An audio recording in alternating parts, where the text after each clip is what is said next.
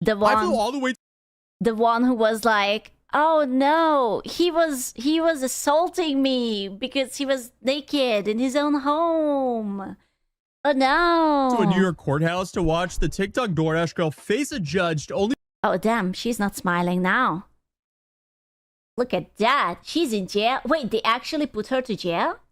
only find out they moved the case to a higher court. So I guess I just had to pack up my bags and go home and wait. And it's safe to say No way. we waited because months went by and nothing happened 8 years. Spoilers. until There's no way she got 8 years. Bro, even like murderers don't get 8 years.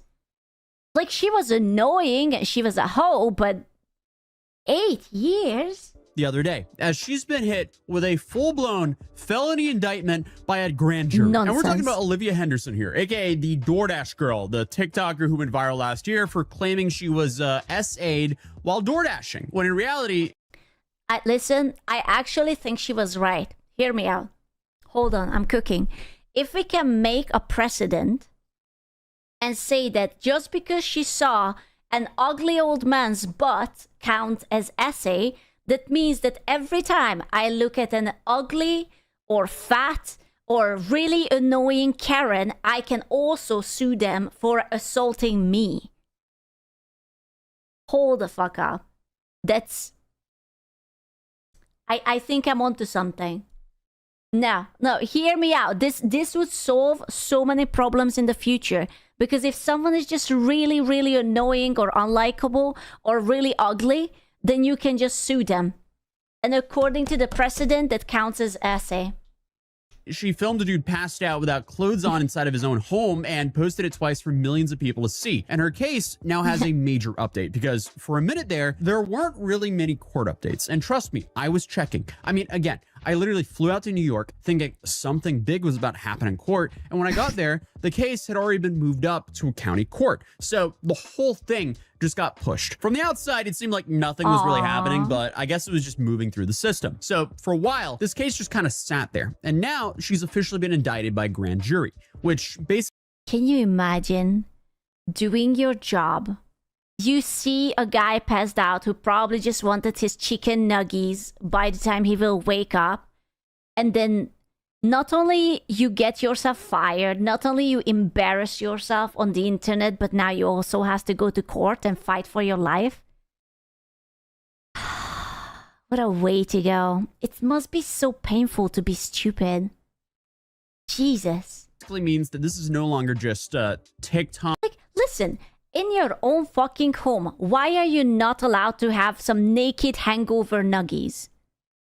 Right? Like, he ordered the fucking food to be put down at the doorstep. She's the one who went in. Why the fuck? Why would you go into private property? Are you crazy?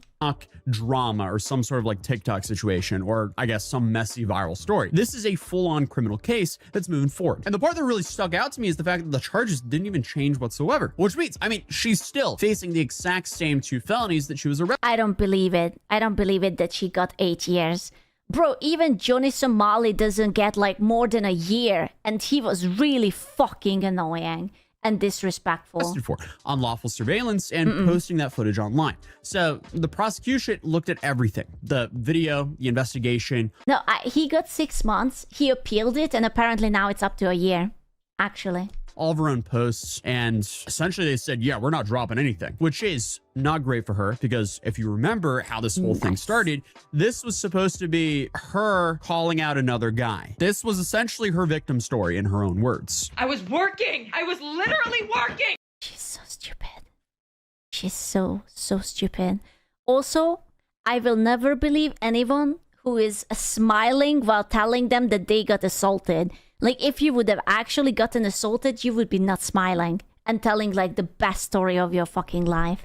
And they deactivated me. This is related. They just punished me for posting about my assaults while door dashing. They just fired me, and the police are doing nothing. But now it's sitting in Not true. The police is now doing something, actually. county court with felony charges and a path that could very realistically lead to trial. So let's rewind just for a second, because the way the whole thing started is honestly why I guess it blew up in the first place. Because back in October of 2025, she was working as a DoorDash carrier, and a customer orders food, selects leave it at the door. I guess nothing out of the ordinary, but when she gets there, that's where this whole situation starts, because she's claiming the door was open and she could see him laying on the sofa. Like, just be honest. Even if the door was open, which I doubt that it was open, because why would it be open? Would you go in to someone's home? What if he's crazy? What if he has a gun?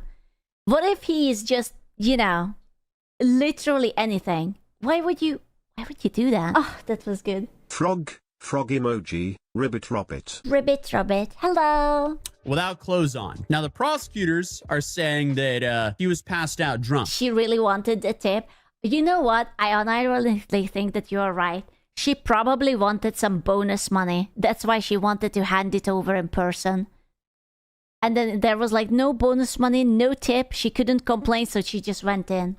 And they're currently arguing on if she pushed the door open a little bit or what actually happened. And let's be real, that's a very weird situation. Nobody is saying that's a normal walk up or a normal order. Hopefully this doesn't happen too often. But where people started having problems with this whole story was, you know, instead of going, oh, okay, that's really weird, dropping off the food, backing away, and maybe calling someone to check on him or going on with your day and just continuing with the orders, she decided to pull up her phone and film him and expose him and kind of show where he lived and said his name. Sir, I have your DoorDash. Oh! Ew! Oh, ew! I'm a victim! And no, she absolutely did not blur him out. She This is one-to-one recreation of the events. Yeah, this is exactly how it happened. Yep. just posted that straight up on TikTok. So Olivia didn't give him any grace whatsoever and thought that he immediately did that with malicious intent. And that video ended up doing insane amounts of views. I mean, tens of millions of views almost immediately. Now, at this point, she's telling the internet that she's the victim here. She's saying this guy put her in danger. She's saying that she was assaulted. And for a minute, people believed her. But that didn't really last too long because almost immediately things started not adding up. Because within days, the narrative around the whole case began to shift because the video was taken out on TikTok for violating its policies. So what did she do? Well, she, I guess, censored him briefly and then re-uploaded the same video, still showing his address. And bro, she's going through like the pirate software path where there is like so many times and options where she could just stop and like, you know, like get her shit together. But she's like, no, I am willing to die on this hill. Absolutely fucking not. Saying his name, which isn't really ideal either. And that's when questions started actually circling about what actually happened inside of that home. And at the center of all this was one key detail,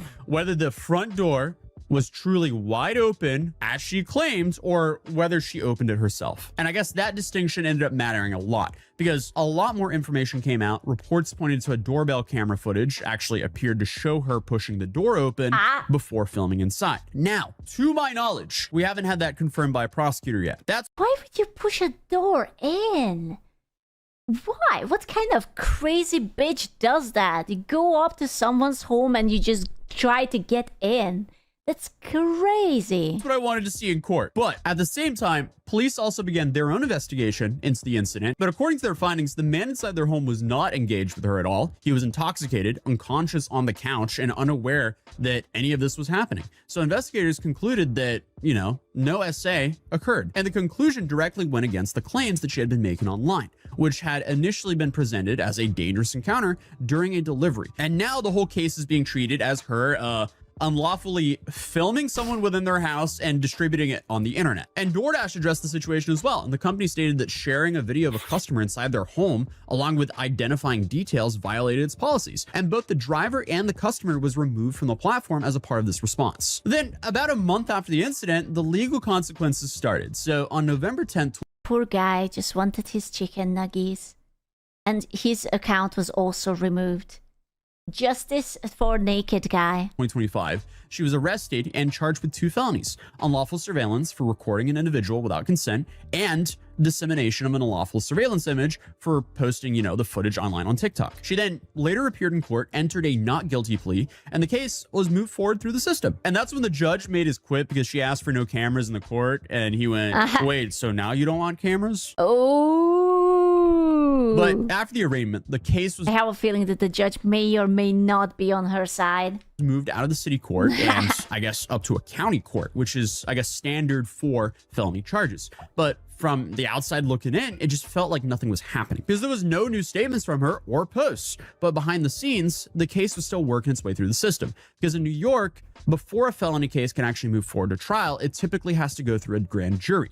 And that's exactly what happened. A grand jury reviewed the evidence presented by the prosecution privately and came to one key decision. There's enough evidence here to formally charge her and move the case forward. And that's what the indictment is. It's not a conviction. It doesn't mean that she's been found guilty, but it does mean the case has cleared its first major legal hurdle. It doesn't really Where were you getting this 8-year out of your ass? Everyone's like, oh shit, but yet for 8 years. They haven't even decided yet. look like the prosecution took any shortcuts here either, because they didn't go with a faster route that sometimes signals that both sides are working towards a quick resolution. Instead, they took the case to a full grand jury, which can be a sign they're taking this seriously and potentially preparing to push it further. So what happens next? Well, now we get into the whole thing of what she's actually facing here, because this is where a lot of people hear 8 years and immediately think, uh-oh, she's going away for a decade. Oh, so that's like the potential that she could potentially go for 8 years, but it doesn't mean that she went for 8 years. That's probably not happening. She is facing 8 years though. So technically, yes, she's charged with 2 Class E felonies, and in New York, each of those carry a maximum sentence of up to 4 years each. So She obviously, if cannot you stack get them that. together, you get that headline number of up to 8 years. But that's the maximum. If you've watched any of my videos here on this channel, you know that people tend not to get anywhere near the maximum. The only way for this to happen is if there's like a whole bunch of aggregating factors. And it seems like after Olivia's first, I guess, burst of social media content, she, kind of quieted down and is now playing this smarter at least. And from what we know, she's a first-time offender. She hasn't been sitting in custody this whole time, and these are non-violent charges. So under New York law, the court does have other options. Wait, she had been in custody this entire time? Bro, it's been months. That's kind of ass for her. Beyond prison, things like, probation or Surprised she didn't open an OnlyFans to capitalize. Bro, that's a genius. I guess a conditional discharge. So realistically, hasn't even if she's been. convicted, there's a very real chance that this ends up with probation instead of prison time. Now, does that mean that she's in the clear? Absolutely not, because a felony conviction, whether you serve time or not, sticks with you. We're talking about, employment, housing, background checks. That's not ideal. That still follows you. And then there's the other issue here, which honestly is one of the biggest problems for a defense. The evidence. She kind of, did what she's being accused for and posted it online. So, yeah, because again, Gentlemen, if you commit a crime, please do not upload the evidence of it to TikTok. Okay? Just don't. Please stop it. she's not being accused for breaking into the house. She's being accused for filming the video and posting the video on TikTok, which is what she did. So, that's going to be hard for her to argue. And not only that, she posted it twice, and then she went online and talked about why she posted it. And at one point, this was her way of getting justice by exposing him publicly. So again, that's I want to emphasize here that she pled not guilty to any of this. By her admission, she just basically lied.